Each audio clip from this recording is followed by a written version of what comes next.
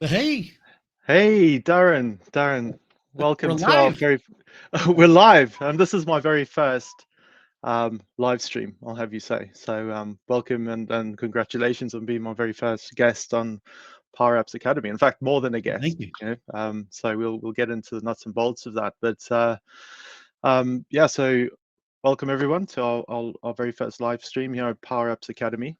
My name's Barry. I'm the founder of Power Apps Academy. In fact, this is just a group I set up as a hobby, a few years ago, a couple of years ago, and it's just grown naturally as I've my journey in Power Apps has grown. So the group has grown, and we really want to start providing value to you guys through this group, and that's why we've decided to put more focus on this group and building our community, and hopefully giving you guys more value. And firstly, just thanks for being a part of our group. Really great to have you on board. And it's fantastic that the group has grown so naturally. And I think it just is testament to the technology that is Power Apps, and how interest in that technology has grown, and the value that you get out of it from it being there, bundled mostly within the Microsoft licenses, which is fantastic to start using it. Obviously, there's some gotchas along the way in terms of licensing and all that sort of stuff, which we can get to in a later podcast.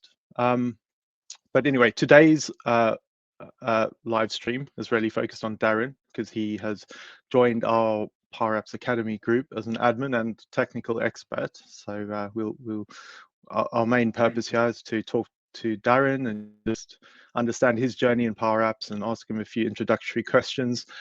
And I suppose our aim is to have more frequent streaming events where we can get you guys more involved, because really this is for you guys, and to answer any questions you have and maybe point you in the right direction, or even just talk to you about our journeys and how we got to where we are, and help you on your journey to get to where you want to be. Because it can be quite of a challenge, and it can be quite daunting, especially when you start. I remember starting Power Apps and just going, oh my God, where do I start? It just looks too confusing. And Absolutely. so yeah, great. And so just before we dive in there, I just wanted to maybe just formulate our mission statement here for Power Apps Academy, because it's good to have a mission, what the purpose of the group is. And I think the points that I can think of so far that we really want to work towards is encouraging and inspiring our members, because it's easy to lose focus, maybe, get caught up with other things.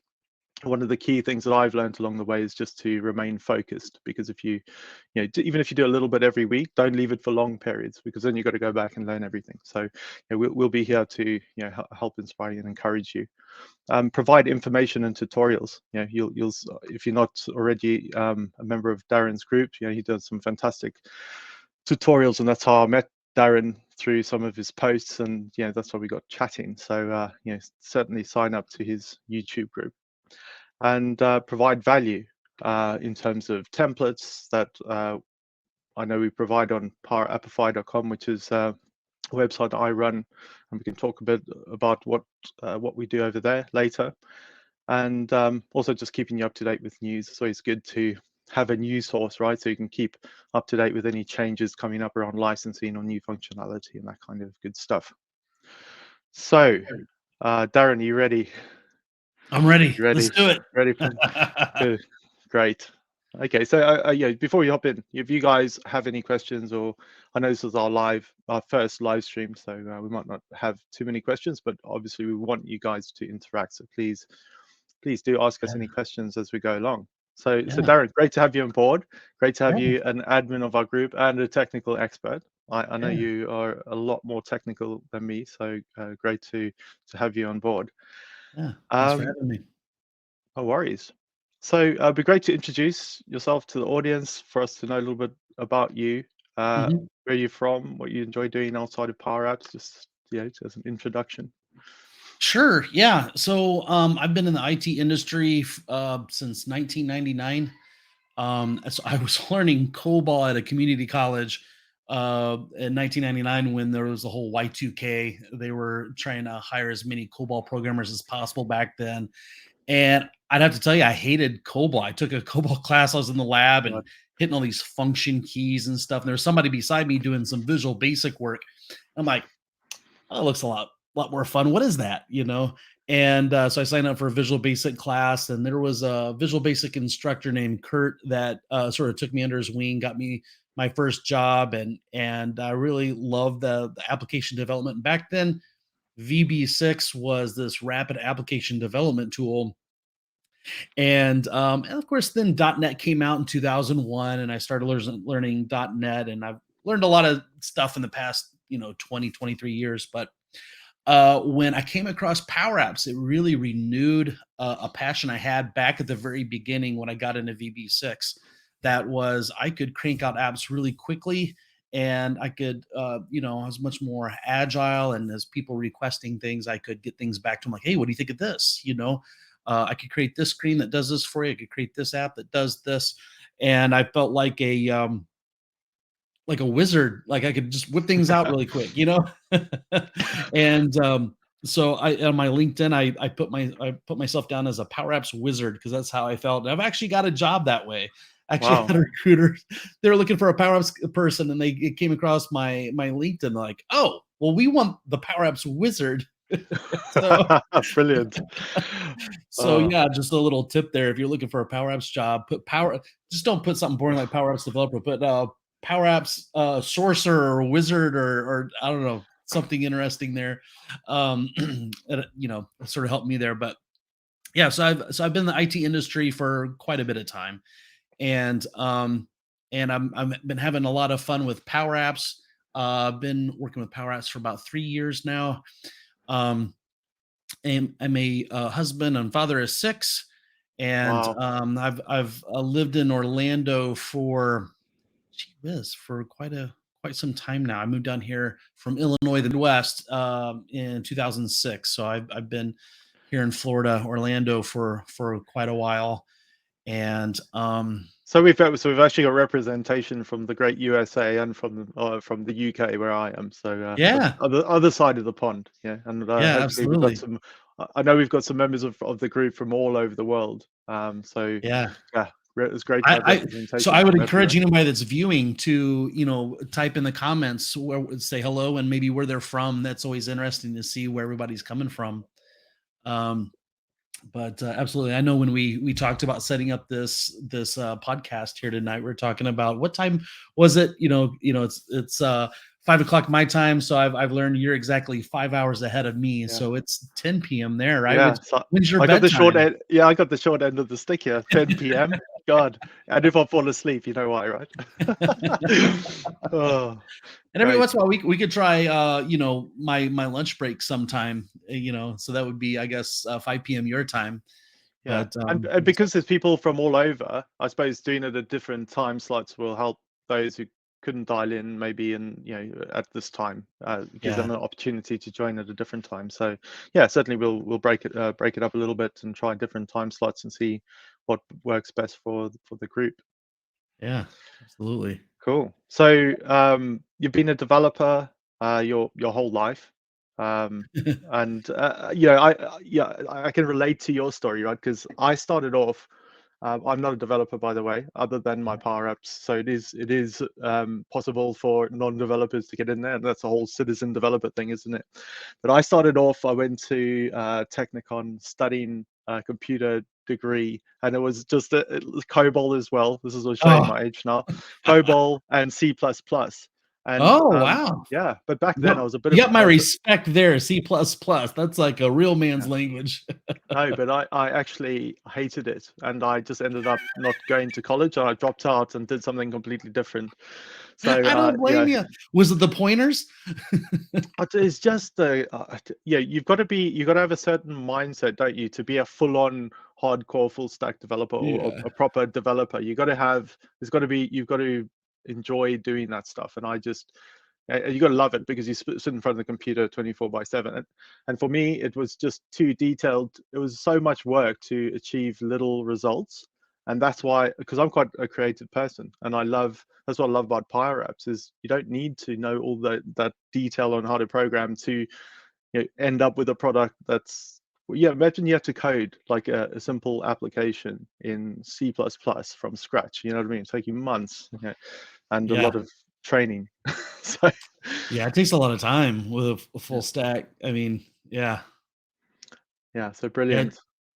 Yeah, with Power Apps, man, you can do things in a few days, or if it's a big project, few weeks, or if it's a really large, maybe a few months. But man, a full Mm. stack, especially if you're there by yourself, working on all the different layers of the application, it can really take a long time. Absolutely. So, by the way, it looks like we've got somebody, Victor, from YouTube says, "Hi there, guys. Greetings from Valencia, Spain." Very Hey cool. Victor, how's it going? Yeah. And And we've then got we someone also, from Netherlands. yeah, we have, looks like, Pal in Evel. So I do apologize if I mispronounced that, but I had to go over there to Facebook and see who that was. But yeah, that's awesome. Excellent. Great to So, hear from you. Yeah. Darren, so how long have you actually been doing Power Apps? Yeah, when did you first get? When did you first open it and go, yeah, I'm going to develop something in here? What was your story there? Been going on about 3 years now. Which I guess that's 2019. Um, Probably a ways before the whole lockdown. Mm. And so I was doing full stack development. I was doing C Sharp, ASP.NET, SQL Server, and then they were looking for me to pick up single page architecture using Angular. And man, I got to level with you guys. I do not like client side technologies. I learned HTML, learned CSS. I wouldn't say I'm the best. I'm not really a front end developer. I can't really create beautiful looking external facing, great looking websites, but I knew how to read HTML, CSS, and do a little bit I could get by. But then the JavaScript, really hated JavaScript because everything just it's like the types for the variables were very loose, and weren't really well, it wasn't typed, and I've just always had a disdain more for the client side technologies. But when they were expecting me to pick up Angular and do most of my application logic on the client side in Angular, I was like, oh, it just like sucked all the joy out of me, man. And when you say on the client side, you mean that does that like run in the browser and then Yeah. the application? Yeah, yeah. Yeah, absolutely. Yeah, so you have all these JavaScript frameworks. I guess jQuery was one of the big ones, back, and I think that became popular around 2005 or so. And then from there on out, there's all these JavaScript frameworks that keep getting released. So you've got Vue, JS. You've got, there's all kinds of them now. Angular is one of the big ones that's popular right now. And one of the things that really got to me was having to relearn a new JavaScript framework or a new language or a new something I got to tie into every 2 years. It seemed like, Mm. just with just doing .NET stuff. It seemed like I had to relearn stuff every 5 years or so. But with the front end technologies, those guys just seem to crank out just new libraries and frameworks just so much quicker. And I really wasn't interested in relearning things, over and over and over again. So I really like the fact that I don't have to write HTML and CSS and JavaScript there in Power Apps. It's really refreshing. Yeah. Oh, well, I've done a little bit of HTML in Power Apps and stuff. I wonder if you can actually insert other languages in there, but maybe that's a topic for another time. So, Yeah. um, are you full-time Power Apps now, or are you still Mhm. doing some of the other coding?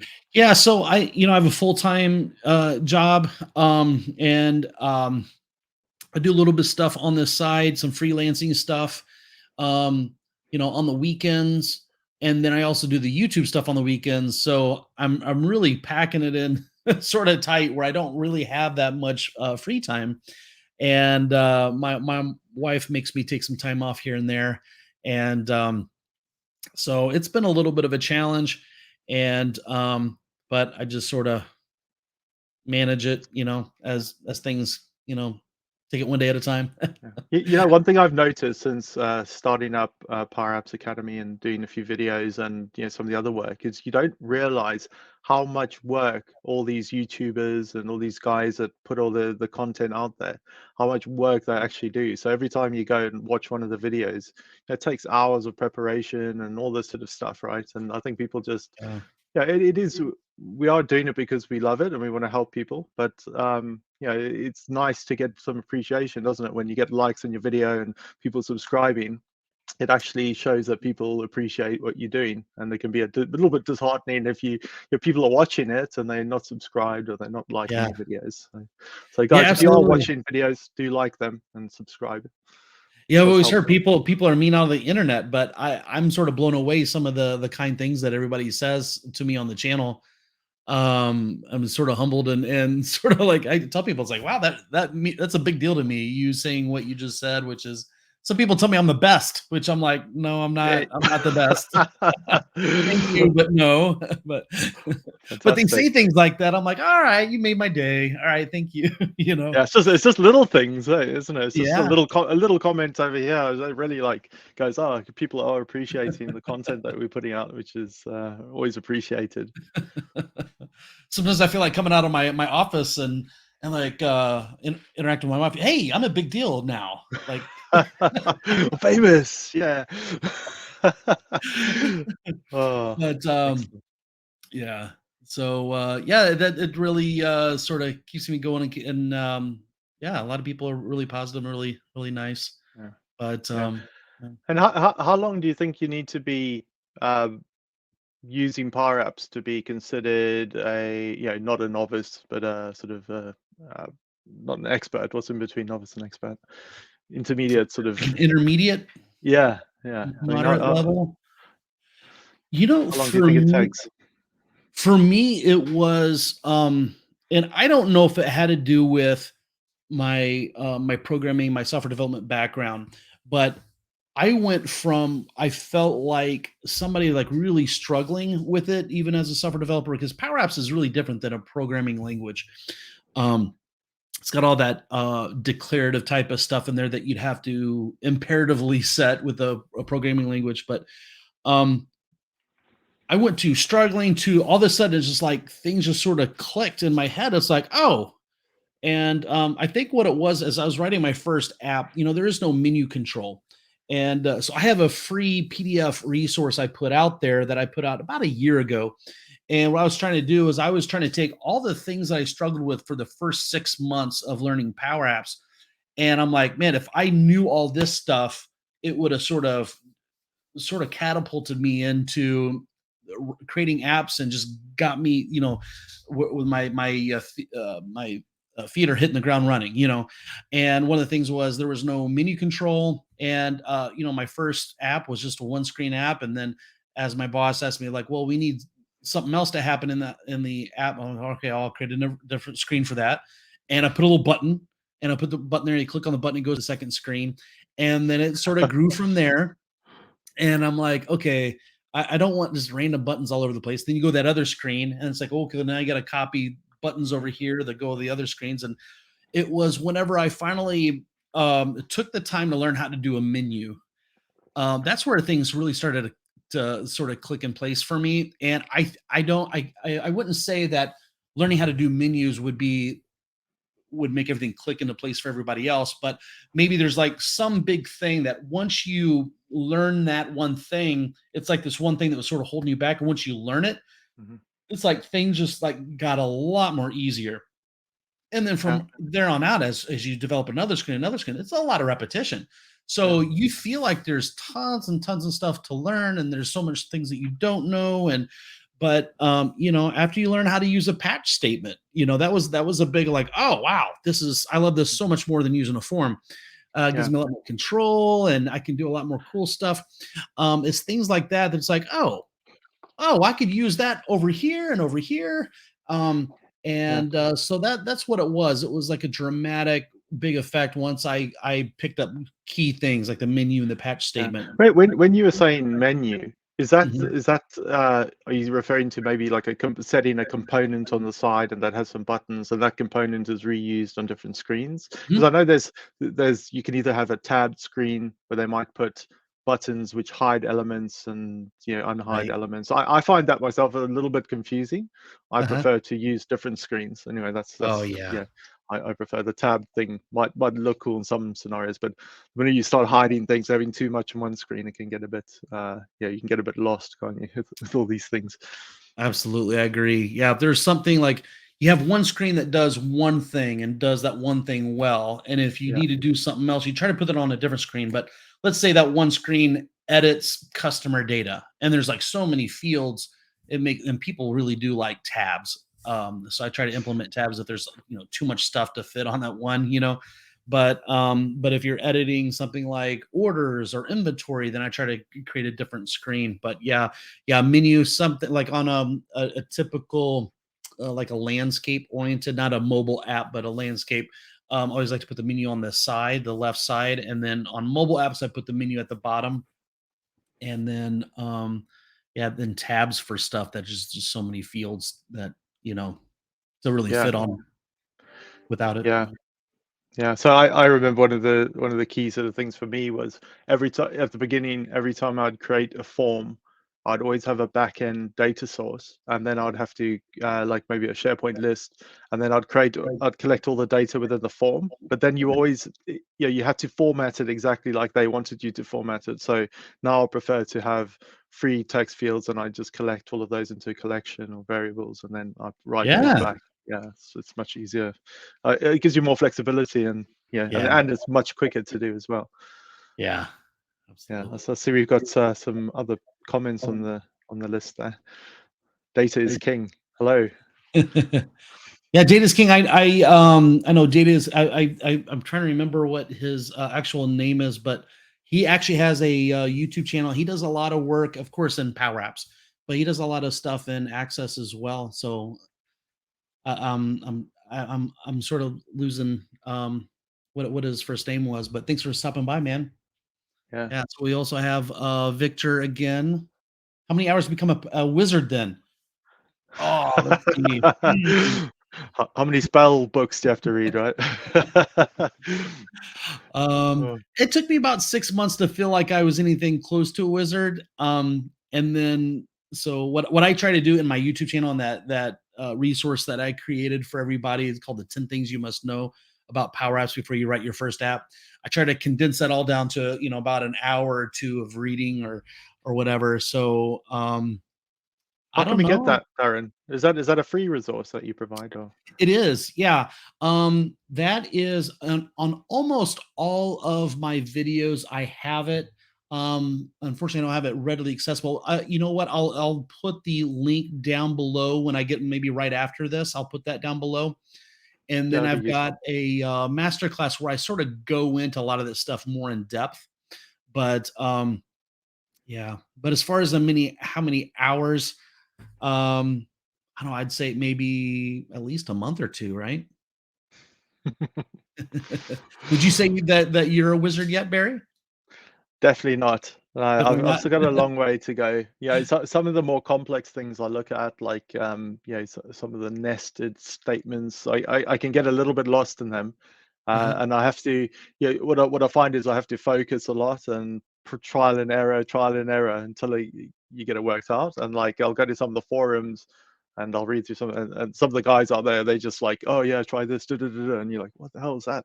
Yeah, you have to really think about what they've just written. Yeah, so I feel like yeah, lots more practice with that more technically advanced the components. But then always I'm using some components in Power Apps, and then you look at the menus and oh, what's that AI and machine learning and this all this sort of stuff. So Yeah. I think there's a lot of functionality in there that just I haven't even thought about tapping into There's yet. there's a few things in there that I haven't even touched on at all. Like you just mentioned the AI components. There's an address, Hmm. control that I haven't even touched or used at all. But yeah, all kinds of cool stuff to explore. Okay, so Data is King says, I found that if you have a project that is due, you will learn very quickly. Absolutely. Yeah, Absolutely. for sure. Have you Yeah, found that to be the case?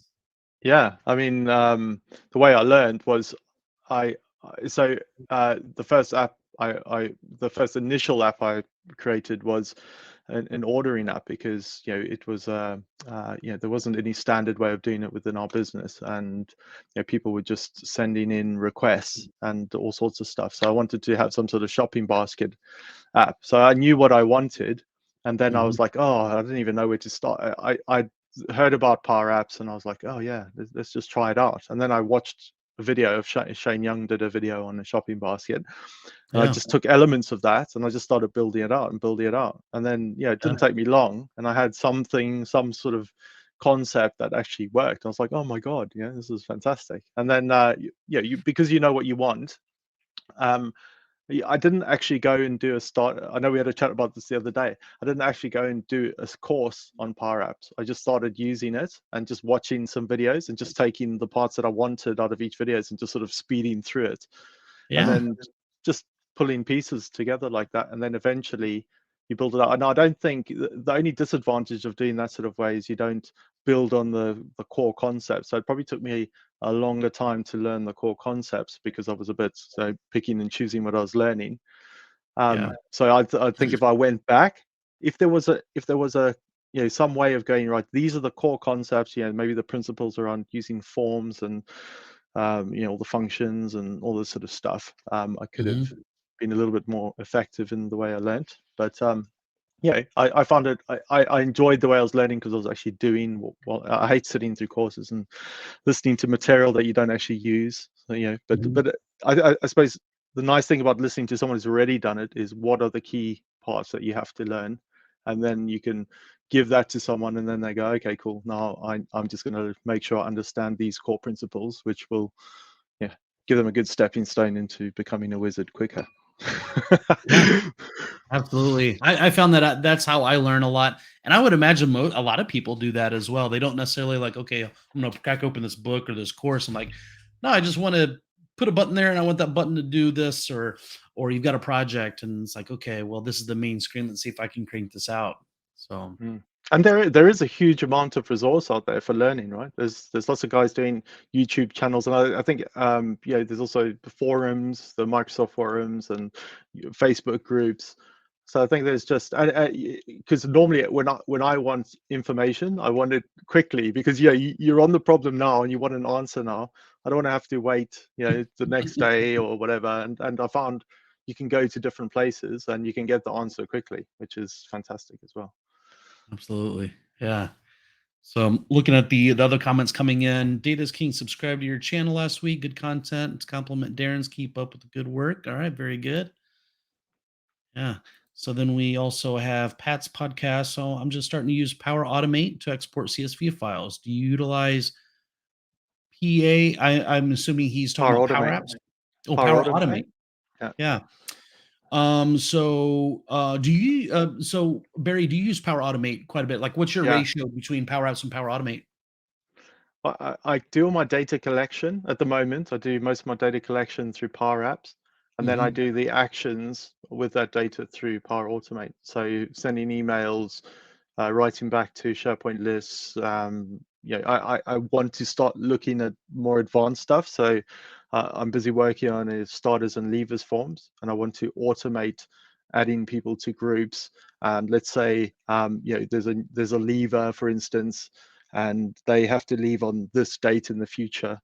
I Hmm. want to assign that date to a list, and then I want Power Automate to keep checking that list. When that date comes up, it creates a job in a Microsoft Planner project, and then that job is there. So using Power Automate to do those sort of tasks. I also, for my hardware ordering app, I have a job that goes, well, the day after the order's been placed and that it's written into the SharePoint list, it looks Hmm. through there, and then it sends them a link to a form, Microsoft form with how do you rate using the app, sort of thing, and then they fill that in. So it's not immediate, gives them a little bit of time to think about it, and then Okay. so, do all sorts of things. But yeah, I think there's, again, with Power Automate, there's so much that you can do. When you start looking at the more complex stuff, it can just basically, there's a huge amount. It's another sort of beast in itself to learn, similar to Power Absolutely. Apps.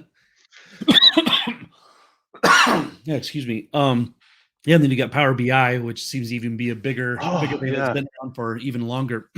But it is great because Power BI, because I don't know if you've got into because yeah, I'm a bit of a I use SharePoint lists a lot. So I know there's much better repositories, but I'm a little bit of cheapskate. Don't have any premium connectors yet, but I find lists work well for what I want to use them for. I want to start looking into Dataverse and in how to use that in Teams, but for now, lists work well. And I don't know if you've seen on the list, you can actually visualize your list in Power BI. Now I've set up Hmm. like for when we order new hardware through our hardware ordering app, Mhm. it I produce a monthly report in Power BI on who the spend is, or what departments have spent what locations. So I could just present that to the management team and go, yeah, Mm. this is how this is who's been ordering what. This is our total spend over the last month, and that works really well, right? So it's Mm. a few clicks of a button to get all of that. It is amazingly easy to a degree. I know, as with everything, it gets more complicated, and there is a query language in that, which I haven't done anything with. This is just basically point and click sort of stuff. Yeah. Yeah, I know for me, I mean, most of my expertise is in Power Apps. So for me, my ratio is probably 98% Power Apps. And then if Oh I wow. just cannot find a way to do it within Power Apps, then I'll figure out how to do it in Power Automate. I've probably Mhm. done maybe 10 or 20 flows. Um, and try to do everything in Power Apps. Now, if something needs to be kicked off in the middle of the night, I really can't trigger that from Power Apps. So you almost have to have it scheduled with the Power Automate flow. But eventually, I'd like to pick up and learn. Maybe if, have more ideas of what I could do in Power Automate. Maybe that Power Apps isn't best for. And then eventually, I want to get in Power BI and some of the Mm. other cool stuff they have out there as well. You got virtual assistants as well, and now Oh Power yeah. Pages. Yeah. Yeah, yeah, I know. Yeah, they've got the chatbot, don't they, where you can actually ask questions and get feedback from within the chatbot, and that's something I was looking at, but haven't had the time to get into it just yet. So, do you ever use the approvals? I know they're pushing approvals quite heavily in Power Apps and within Teams. Do you You use know, any of the I approvals took a ways? look. I took a look. If you're talking about the Power Automate approvals, is that what you're talking about? Yeah, yeah, I think it all backs on to Power Automate approvals. Yeah. Yeah. So I took a look at that, and what I liked more than that was building everything into Power Apps and having, let's say, a dashboard. So somebody requests something, let's say requests a laptop. I need a new laptop. Then an email is, and I would right there inside of Power Apps shoot off an email using the Outlook or the Office Yeah. 365 Outlook connector to send the email. Say, hey, this person has requested a laptop or whatever pertinent information in there, and then it links back to the app, and then that manager would implement some type of deep linking where they could go directly into that record and they can see it. It's like, oh well, this needs approval. They can either approve, deny, that type of thing, and just sort of manage that with all in the application. All right. And in the apps that I've done, the customers have really liked how I implemented it. And me personally, as the application developer, I like for my application to be pretty much the interface to all the users Mm, for that project, and not having to go to a Power Automate. They got these little mm, cards over here, to, approve, deny, that type of thing. And I've just had a lot of good success doing that. But it's not to say that yeah. somebody else isn't having great success using Power Automate. Yeah. I mean, in a later one, it'd be good to actually see how you do that. I mean, I can demonstrate how I've done it in in Power Automate, and writing it back. It'd be good to see your version, just so we Yeah. can compare it. Yeah. And do you normally in your apps, do you have, because I sometimes find that I have admin functionality that only I want maybe IT to use, and then you want the end users to do that. Do you have separate apps for that, or do you have hidden buttons in your single app that does that kind of admin So function? what I do, I don't know if I've we haven't talked terribly too much, but one of the things that I have is it's sort of like my little secret sauce. It's pretty much the secret to my success, which is um I've identified common denominators in all the applications I write. If there's some new feature that I put into an application, I'm like, I could use this probably on every single application or 90% of them. Well, I'll put it into, I'll create my own template. I call it my Jumpstart Kit, and I have a whole playlist on my YouTube channel. So if people want to build, they could either buy mine and save themselves a lot of time, because it actually took me months to sort of amass all these little common denominators and features and stuff. But I have a whole playlist where I take them feature by feature, a video at a time. Like, hey, this is how you do a menu. This is how you do an application header. This is how. And one of those things that I teach people is having like some simple uh, role-based security. Okay, Hmm. so you're going to have most users using the application, and then you're going to have application administrators. Then there's going to be a special role for someone like you or me, because we're the developers. So I have a developer group, and then I've got a little tester group. And for those, and for the most part, it's just me as a developer that's in that tester group. But if there's an app admin that is trying to do something, or some users having some type of issue, um, and I can't recreate it on my screen, I'll add them to that little testers group, and they'll get this little icon at the top, and it's a toggle, and it'll make all these little things sort of pop up or become visible. Just the wizardry coming out, right? Absolutely, yeah. I actually had a user tell me once, a customer of mine, he said, "I feel like that's my superpower." I laughed. Because everybody at his organization, he's the one who contacted me and said, "Hey, can you write an app for our organization that does this?" I'm like, "Absolutely." So I wrote it for him, and I made him a part of one of the testers and a part of that group. And he got that little icon, and like everybody else is trying to do something. It's like, oh, on my screen, I've got the special button, my super. And so he brings up, he can see everything, see all the IDs of everything, and things are shifted around where he can see more stuff. But I always thought it was funny that he said he felt it was a superpower. Fantastic. Wow. We've got a few comments coming in there. Is there anything you Yeah, want to so bring let's see, up? where's the last one here? Okay, so I started diving into Power Automate with creating PDFs and see if so whenever you deal with files, yeah, you almost have to do a Power Automate flow. That's a lot of times what I do use flows for. And then Pat says, so far I've just used it for simple reports, but it sounds like I need to dig into Power Automate. Okay. Yeah. And then by Sunnook. Hi, Brian here from the UK. Came Hey, back. fellow UK person. Yeah. Yeah. Go to bed, boys, late. Back into Power Apps due to Darren's ticket course he's running. I feel the patch method has really opened up the options. Absolutely. Cool. Good. And then data is king. Sometimes miss creating workflows in SharePoint Designer. And I think that's like the old way of doing workflows, right? I think they discontinued that. Do you have much experience in SharePoint and workflows with the SharePoint Designer? Yeah, I think most of the people who are pros in Power Apps now have come from SharePoint, haven't they? So I Yeah. didn't. In fact, I yeah, I never really used SharePoint before I started using SharePoint online. I'd used it within places I'd worked, but I never administered it or anything. It's a bit of a beast. So yeah, I put it this way: I'm not a big fan of SharePoint for some Yeah. reason, but I like Power Apps.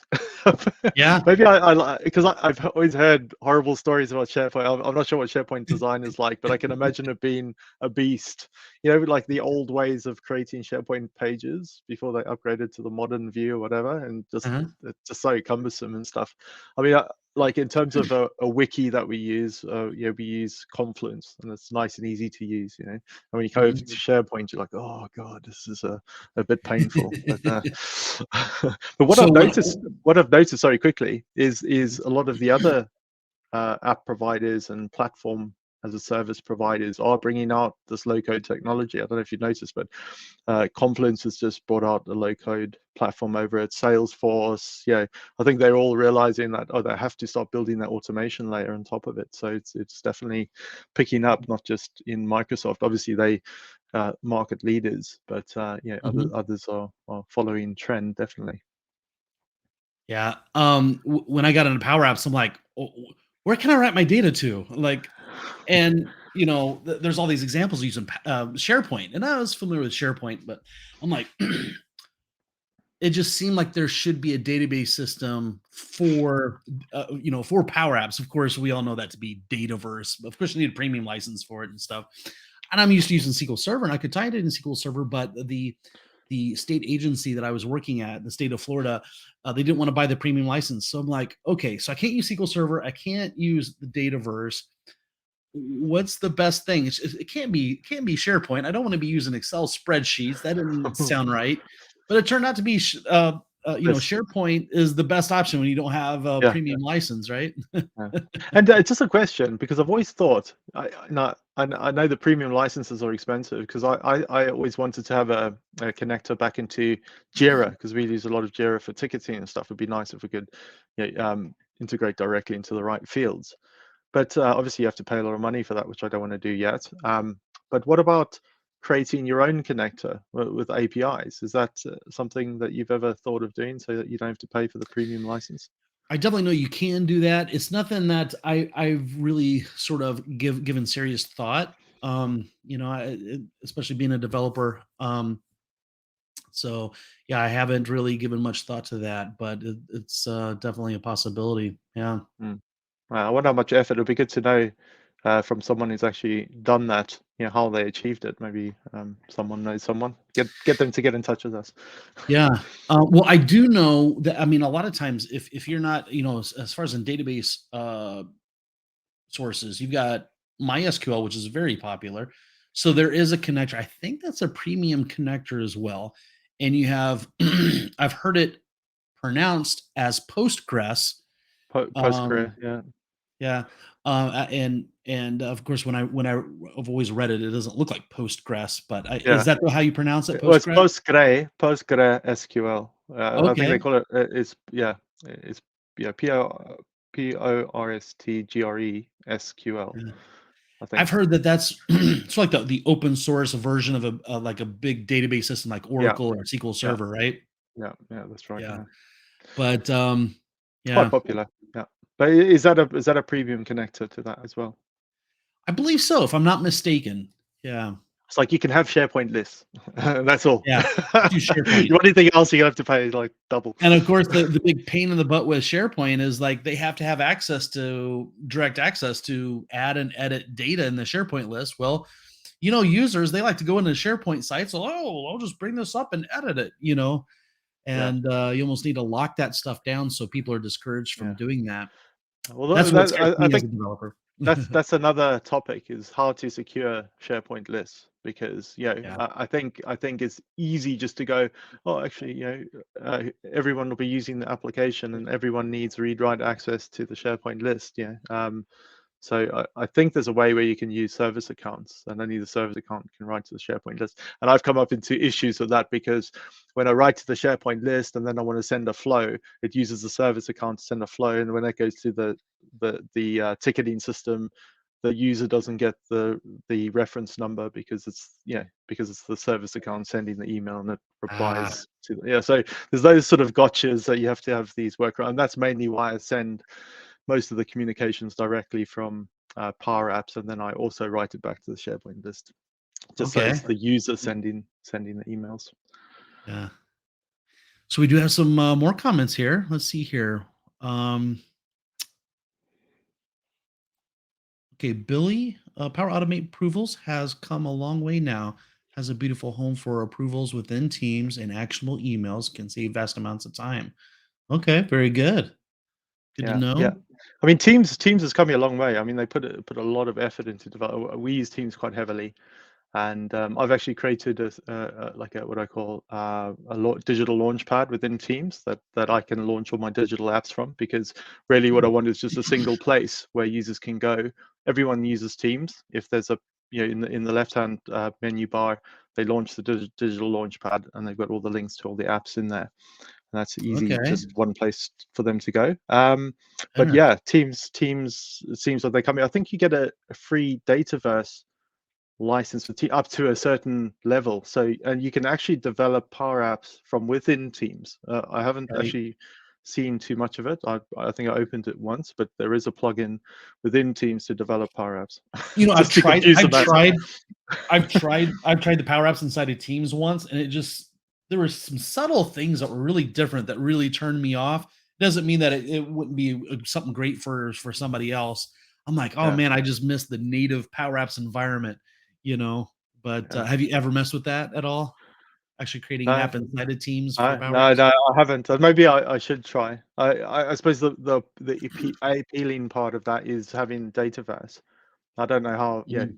how much you get of it, but I know some of the frustrations of SharePoint lists is you got the limits and rows and the delegation issues and all this sort of stuff. So Yeah. yeah, it's worth checking out. I'll have to check it out soon.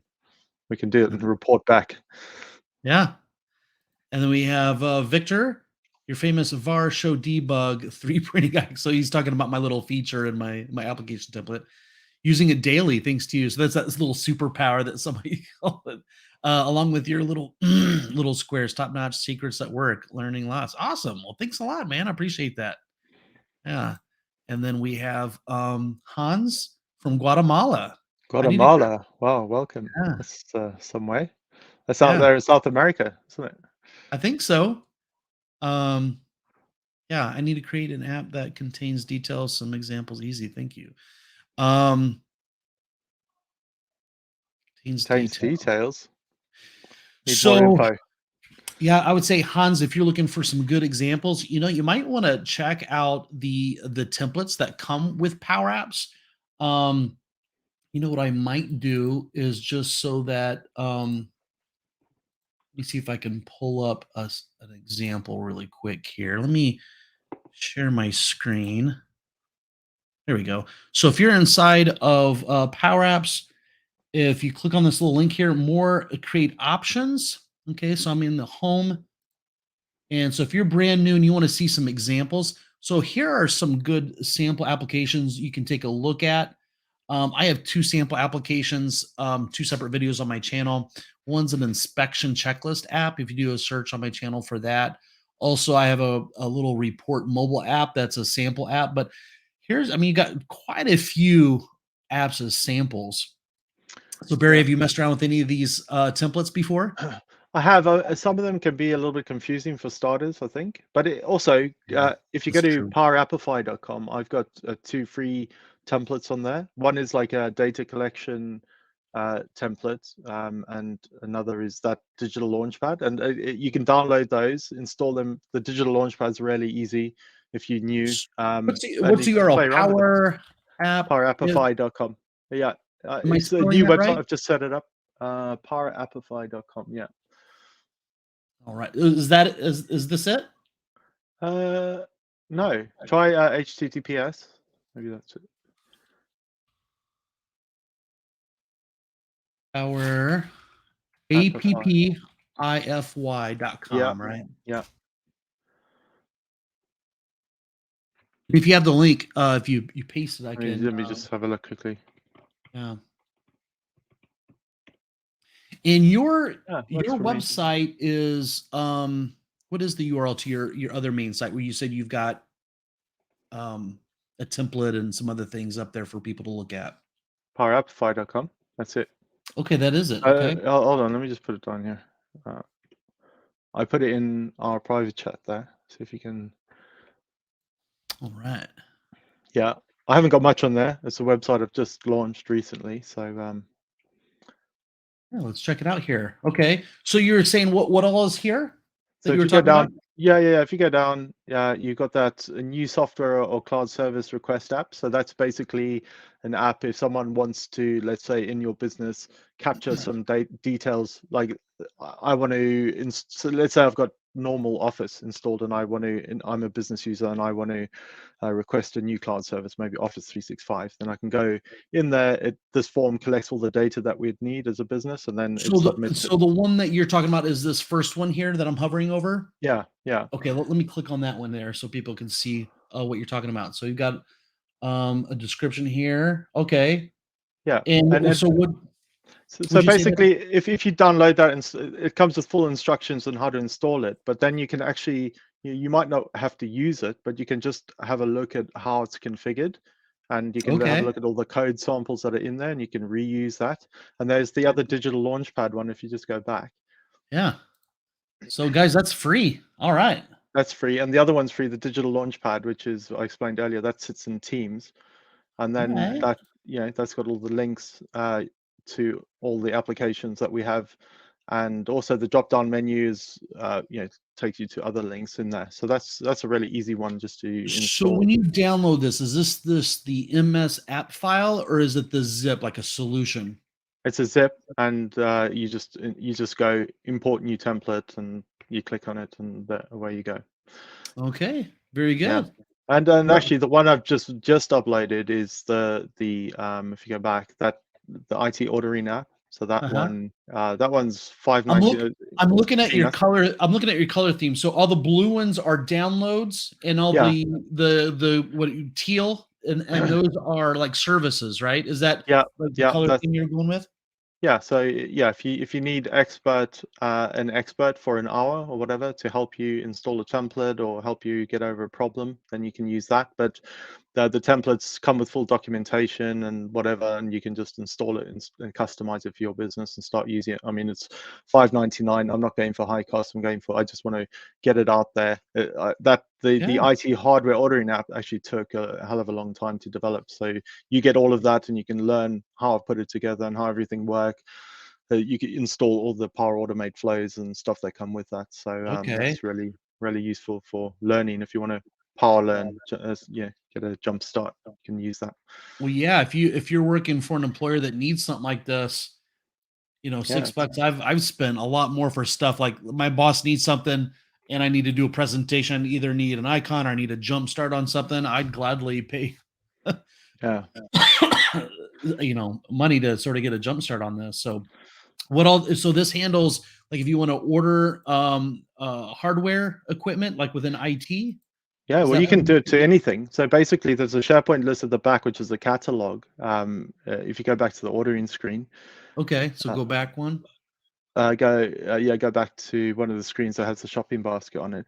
So at the back end of that, there's a SharePoint list that has Mhm. you could just fill it up with whatever you want. So you can have a category, projectors or tables or whatever you want, lampshades. It doesn't have to be IT equipment. It can be anything you want. You just Okay, so modify the back end list. Yeah. this sounds a lot like the ticketing system I've been building out with my students here. So if they go in and create a new ticket, it doesn't have to be for IT. They could go in. Let's see if I pull one up here. It could be for human resources. So if I had, if I wanted to complain about my boss, I would create a human resources ticket. Doesn't have to be. So sounds like you made it flexible enough that it could handle all kinds of stuff. Yeah, I mean, you'd have to modify the front end, like the labeling and stuff, just to reflect what it is that you want to purchase Yeah. have in your store. But yeah, so it's simple. All right.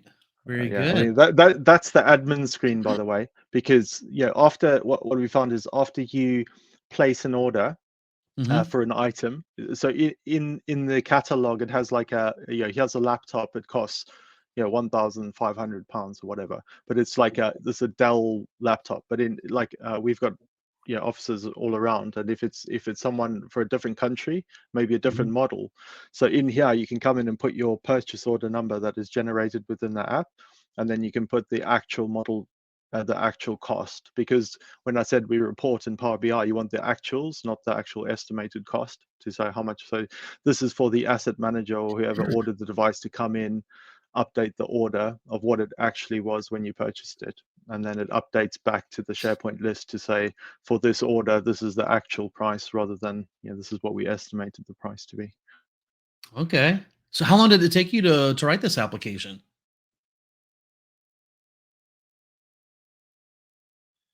You still there? I think I lost audio.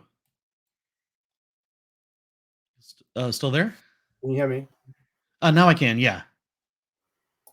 Hold on 1 second. I've had a breakdown. Just 1 Yeah. second. No worries. Okay. Yeah. Yeah. Sorry, my headphone just died, so I've come back using Okay. computer microphone. Can you hear me? Yeah, yeah. I was just asking you how long it took you to write a system like that. Well, it took me on and off. Probably about a year, but it was on Wow. and off because I as I said, I'm not a full-time Power App developer. Yeah. So yeah, it was. I had something up and running quite quickly, but obviously perfecting it and getting all the details in there took a bit of time. Yeah. Yeah, it's very cool. Yeah. Cool. Yeah. Yeah, so we do have some more comments here. Okay, let's see here. Okay, we already went through that. Yeah, so Hans, so there's some examples right there. Um, and then data is king. I've noticed some limitations with Power Apps in Teams, such as no drop-down control. Really? Wow, that sounds like a pretty big limitation. I think one of the things I remember is I was in a Power Apps project within Teams, and I was hitting the file pull down menu or something where I was like wanting to get to like a different menu that I'm used to seeing, and it would just pop me out of the app completely. I'm like, after about the second time of doing that, I'm like, okay, I'm done with that.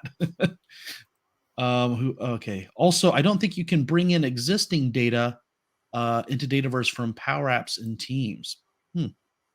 That's interesting. All right. But does And that mean you can't import data into? So you have to. Is it only you can only capture new data? Is that what you're saying? yeah, that would be good to get a clarification on. Data is king. Yeah, let us know about that. Power Rudy, hello from Brazil. All right, very good. Hey, thanks for joining. Yeah, thanks for joining. Even is right at the end. We're coming up with the hour. I can't believe that hour's gone by so quickly. Yeah. So, wow. So, yeah. I mean, how do you, just as a maybe a closing question, Darren? What advice do you have for users just to keep motivated on their Power Apps journey? I mean, how have you kept motivated to carry on learning? I would say have something to find in your mind, which is the very next step. So that could be the next screen, the next feature, or the bug that you're dealing with. Just getting past that, rather than trying to tackle 5 or a dozen different things that you know that are out there that you need to get done for your project. Is how I've sort of learned that over my career is not to get overwhelmed with many things. You sort of put those things on the shelf at least for a moment and focus at least on one thing. And if you get stuck on something, put that on the shelf and pull something down. Something you can tackle and make some progress on. And it might be some small wins and sort of get your morale up a little bit, and then tackle more of the harder things. Yeah.